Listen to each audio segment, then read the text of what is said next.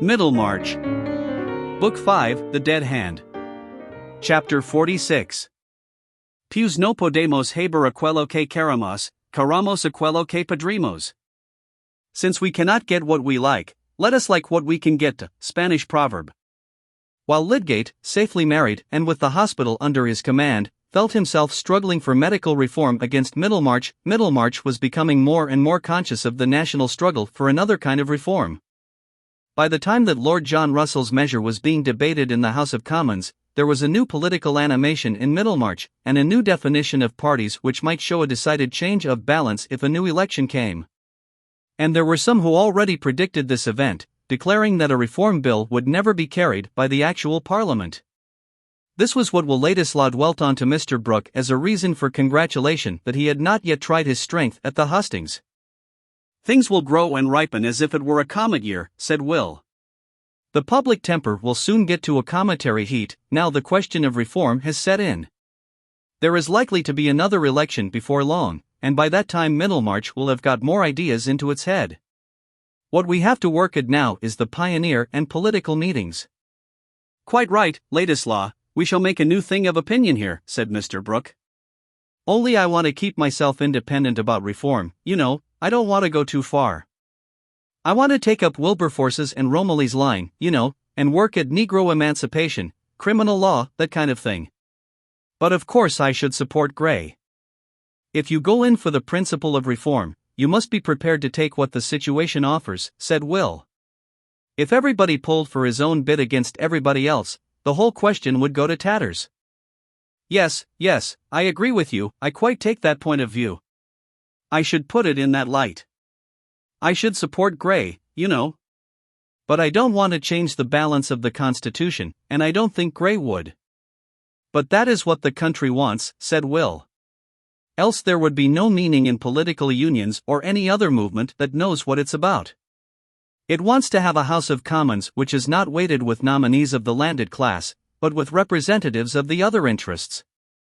And as to contending for a reform short of that, it is like asking for a bit of an avalanche which has already begun to thunder.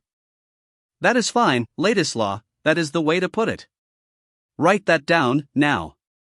We must begin to get documents about the feeling of the country, as well as the machine breaking and general distress. As to documents, said Will, a 2-inch card will hold plenty. A few rows of figures are enough to deduce misery from, and a few more will show the rate at which the political determination of the people is growing. Good, draw that out a little more at length, Ladislaw. That is an idea, now, write it out in the Pioneer. Put the figures and deduce the misery, you know, and put the other figures and deduce, and so on. You have a way of putting things. Burke, now, when I think of Burke, I can't help wishing somebody had a pocket borough to give you, Ladislaw. You'd never get elected, you know. And we shall always want talent in the House, reform as we will, we shall always want talent. That avalanche and the thunder, now, was really a little like Burke. I want that sort of thing, not ideas, you know, but a way of putting them. Pocket boroughs would be a fine thing, said Ladislaw, if they were always in the right pocket, and there were always a Burke at hand. Will was not displeased with that complimentary comparison, even from Mr. Brooke, for it is a little too trying to human flesh to be conscious of expressing one's self better than others and never to have it noticed, and in the general dearth of admiration for the right thing, even a chance spray of applause falling exactly in time is rather fortifying. Will felt that his literary refinements were usually beyond the limits of Middlemarch perception, nevertheless, he was beginning thoroughly to like the work of which when he began he had said to himself rather languidly, why not? And he studied the political situation with as ardent an interest as he had ever given to poetic meters or medievalism. It is undeniable that but for the desire to be where Dorothea was, and perhaps the want of knowing what else to do, Will would not at this time have been meditating on the needs of the English people or criticizing English statesmanship. He would probably have been rambling in Italy sketching plans for several dramas, trying prose and finding it too jejune, trying verse and finding it too artificial, beginning to copy bits from old pictures, leaving off because they were no good, and observing that, after all, self-culture was the principal point, while in politics he would have been sympathizing warmly with liberty and progress in general. Our sense of duty must often wait for some work which shall take the place of dilettantism and make us feel that the quality of our action is not a matter of indifference. Ladislaw had now accepted his bit of work, though it was not that indeterminate loftiest thing which he had once dreamed of as alone worthy of continuous effort. His nature warmed easily in the presence of subjects which were visibly mixed with life and action, and the easily stirred rebellion in him helped the glow of public spirit.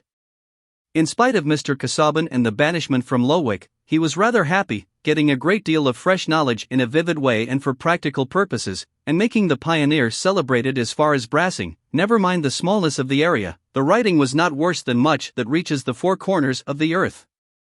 Mr. Brooke was occasionally irritating, but Will's impatience was relieved by the division of his time between visits to the Grange and retreats to his Middlemarch lodgings, which gave variety to his life. Shift the pegs a little, he said to himself, and Mr. Brooke might be in the cabinet, while I was under secretary. That is the common order of things, the little waves make the large ones and are of the same pattern. I am better here than in the sort of life Mr. Casaubon would have trained me for, where the doing would be all laid down by a precedent too rigid for me to react upon. I don't care for prestige or high pay. As Lydgate had said of him, he was a sort of gypsy, rather enjoying the sense of belonging to no class. He had a feeling of romance in his position, and a pleasant consciousness of creating a little surprise wherever he went. That sort of enjoyment had been disturbed when he had felt some new distance between himself and Dorothea in their accidental meeting at Lydgate's, and his irritation had gone out towards Mr. Casaubon, who had declared beforehand that Will would lose caste. I never had any caste, he would have said, if that prophecy had been uttered to him, and the quick blood would have come and gone like breath in his transparent skin. But it is one thing to like defiance, and another thing to like its consequences. Meanwhile, the town opinion about the new editor of the Pioneer was tending to confirm Mr. Casaubon's view. Will's relationship in that distinguished quarter did not, like Lydgate's high connections, serve as an advantageous introduction. If it was rumored that young Ladislaw was Mr. Casaubon's nephew or cousin, it was also rumored that Mr. Casaubon would have nothing to do with him. Brooke has taken him up, said Mr. Hawley, because that is what no man in his senses could have expected. Casaubon has devilish good reasons, you may be sure, for turning the cold shoulder on a young fellow whose bringing up he paid for. Just like Brooke, one of those fellows who would praise a cat to sell a horse. And some oddities of Will's, more or less poetical, appeared to support Mr. Keck, the editor of the Trumpet, in asserting that Ladislaw, if the truth were known, was not only a Polish emissary but crack-brained, which accounted for the preternatural quickness and glibness of his speech when he got onto a platform as he did whenever he had an opportunity, speaking with a facility which cast reflections on solid Englishmen generally. It was disgusting to Keck to see a strip of a fellow, with light curls round his head, get up and speechify by the hour against institutions which had existed when he was in his cradle. And in a leading article of the Trumpet, Keck characterized Ladislaw's speech at a reform meeting as the violence of an energumen, a miserable effort to shroud in the brilliancy of fireworks the daring of irresponsible statements and the poverty of a knowledge which was of the cheapest and most recent description. That was a rattling article yesterday, Keck, said Dr. Sprague, with sarcastic intentions. But what is an energumen? Oh, a term that came up in the French Revolution, said Keck. This dangerous aspect of Ladislaw was strangely contrasted with other habits which became matter of remark. He had a fondness, half artistic, half affectionate, for little children. The smaller they were on tolerably active legs, and the funnier their clothing, the better will like to surprise and please them. We know that in Rome he was given to ramble about among the poor people, and the taste did not quit him in Middlemarch. He had somehow picked up a troop of droll children, little hatless boys with their galligaskins much worn and scant shirting to hang out, little girls who tossed their hair out of their eyes to look at him, and guardian brothers at the mature age of 7. This troop he had led out on gypsy excursions to Hasselwood at nutting time, and since the cold weather had set in he had taken them on a clear day to gather sticks for a bonfire in the hollow of a hillside, where he drew out a small feast of gingerbread for them, and improvised a Punch and Judy drama with some private homemade puppets. Here was one oddity. Another was, that in houses where he got friendly, he was given to stretch himself at full length on the rug while he talked, and was apt to be discovered in this attitude by occasional callers for whom such an irregularity was likely to confirm the notions of his dangerously mixed blood and general laxity. But Will's articles and speeches naturally recommended him in families which the new strictness of party division had marked off on the side of reform. He was invited to Mr. Bulstrode's, but here he could not lie down on the rug, and Mrs. Bulstrode felt that his mode of talking about Catholic countries, as if there were any truce with Antichrist, illustrated the usual tendency to unsoundness in intellectual men. At Mr. Fairbrother's, however, whom the irony of events had brought on the same side with Bulstrode in the national movement, Will became a favorite with the ladies, especially with little Miss Noble, whom it was one of his oddities to escort when he met her in the street with her little basket, giving her his arm in the eyes of the town, and insisting on going with her to pay some call where she distributed her small filchings from her own share of sweet things. But the house where he visited oftenest and lay most on the rug was Lydgate's. The two men were not at all alike, but they agreed none the worse. Lydgate was abrupt but not irritable, taking little notice of megrims in healthy people, and Ladislaw did not usually throw away his susceptibilities on those who took no notice of them. With Rosamond, on the other hand, he pouted and was wayward, nay, often uncomplimentary, much to her inward surprise. Nevertheless he was gradually becoming necessary to her entertainment by his companionship in her music, his varied talk, and his freedom from the grave preoccupation which, with all her husband's tenderness and indulgence, often made his manners unsatisfactory to her, and confirmed her dislike of the medical profession. Lydgate, inclined to be sarcastic on the superstitious faith of the people and the efficacy of the bill, while nobody cared about the low state of pathology, sometimes assailed Will with troublesome questions. One evening in March, Rosamond in her cherry-colored dress with swansdown trimming about the throat sat at the tea-table. Lydgate, lately come in tired from his outdoor work, was seated sideways on an easy chair by the fire with one leg over the elbow, his brow looking a little troubled as his eyes rambled over the columns of the Pioneer, while Rosamond, having noticed that he was perturbed, avoided looking at him, and inwardly thanked heaven that she herself had not a moody disposition. While Ladislaw was stretched on the rug contemplating the curtain pole abstractedly, and humming very low the notes of "When First I Saw Thy Face," while the house spaniel, also stretched out with small choice of room, looked from between his paws at the usurper of the rug with silent but strong objection. Rosamond bringing Lydgate his cup of tea, he threw down the paper, and said to Will, who had started up and gone to the table, "It's no use your puffing Brooke as a reforming landlord, Ladislaw, they only pick the more holes in his coat in the Trumpet." "No matter, those who read the Pioneer don't read the Trumpet," said Will, swallowing his tea and walking about. "Do you suppose the public reads with a view to its own conversion? We should have a witches brewing with a vengeance then, mingle, mingle, mingle, mingle, you that mingle may, and nobody would know which side he was going to take. Fairbrother says he doesn't believe Brooke would get elected if the opportunity came. The very men who profess to be for him would bring another member out of the bag at the right moment. There's no harm in trying. It's good to have resident members." "Why," said Lydgate, who was much given to use that inconvenient word in a curt tone. "They represent the local stupidity better," said Will, laughing, and shaking his curls, "and they are kept on their best behavior in the neighborhood. Brooke is not a bad fellow, but he has done some good things on his estate that he never would have done but for this parliamentary bite. He's not fitted to be a public man," said Lydgate, with contemptuous decision. "He would disappoint everybody who counted on him, I can see that at the hospital. Only, there Bulstrode holds the reins and drives him." "That depends on how you fix your standard of public men," said Will. "He's good enough for the occasion. When the people have made up their mind, as they are making it up now, they don't want a man, they only want a vote. That is the way with you political writers, Ladislaw, crying up a measure as if it were a universal cure, and crying up men who are a part of the very disease that wants curing. Why not? Men may help to cure themselves off the face of the land without knowing it," said Will, who could find reasons impromptu, when he had not thought of a question beforehand. "That is no excuse for encouraging the superstitious exaggeration of hopes about this particular measure, helping the cry to swallow it whole and to send up voting popinjays who are good for nothing but to carry it. You go against rottenness, and there is nothing more thoroughly rotten than making people believe that society can be cured by a political hocus-pocus."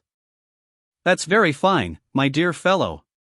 But your cure must begin somewhere, and put it that 1,000 things which debase a population can never be reformed without this particular reform to begin with.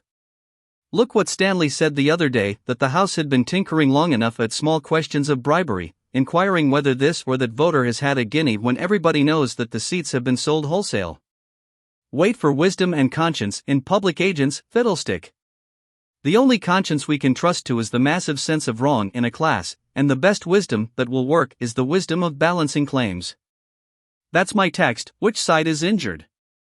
I support the man who supports their claims, not the virtuous upholder of the wrong. That general talk about a particular case is mere question-begging, Ladislaw. When I say, I go in for the dose that cures, it doesn't follow that I go in for opium in a given case of gout. I am not begging the question we are upon, whether we are to try for nothing till we find immaculate men to work with. Should you go on that plan? If there were one man who would carry you a medical reform and another who would oppose it, should you inquire which had the better motives or even the better brains? Oh, of course, said Lydgate, seeing himself checkmated by a move which he had often used himself. If one did not work with such men as are at hand, things must come to a deadlock. Suppose the worst opinion in the town about Bulstrode were a true one, that would not make it less true that he has the sense and the resolution to do what I think ought to be done in the matters I know and care most about, but that is the only ground on which I go with him, Lydgate added rather proudly, bearing in mind Mr. Fairbrother's remarks. He is nothing to me otherwise. I would not cry him up on any personal ground, I would keep clear of that. Do you mean that I cry up Brooke on any personal ground? Said Will Ladislaw, nettled, and turning sharp round. For the first time he felt offended with Lydgate, not the less so, perhaps, because he would have declined any close inquiry into the growth of his relation to Mr. Brooke. Not at all, said Lydgate, I was simply explaining my own action. I meant that a man may work for a special end with others whose motives and general course are equivocal, if he is quite sure of his personal independence, and that he is not working for his private interest either place or money. Then, why don't you extend your liberality to others, said Will, still nettled. My personal independence is as important to me as yours is to you. You have no more reason to imagine that I have personal expectations from Brooke, than I have to imagine that you have personal expectations from Bulstrode. Motives are points of honor, I suppose, nobody can prove them. But as to money and place in the world, Will ended, tossing back his head, I think it is pretty clear that I am not determined by considerations of that sort. You quite mistake me, Ladislaw, said Lydgate, surprised. He had been preoccupied with his own vindication, and had been blind to what Ladislaw might infer on his own account. I beg your pardon for unintentionally annoying you. In fact, I should rather attribute to you a romantic disregard of your own worldly interests. On the political question, I referred simply to intellectual bias. How very unpleasant you both are this evening, said Rosamond. I cannot conceive why money should have been referred to. Politics and medicine are sufficiently disagreeable to quarrel upon. You can both of you go on quarreling with all the world and with each other on those two topics. Rosamond looked mildly neutral as she said this, rising to ring the bell, and then crossing to her work-table. Poor Rosie, said Lydgate, putting out his hand to her as she was passing him. Disputation is not amusing to cherubs.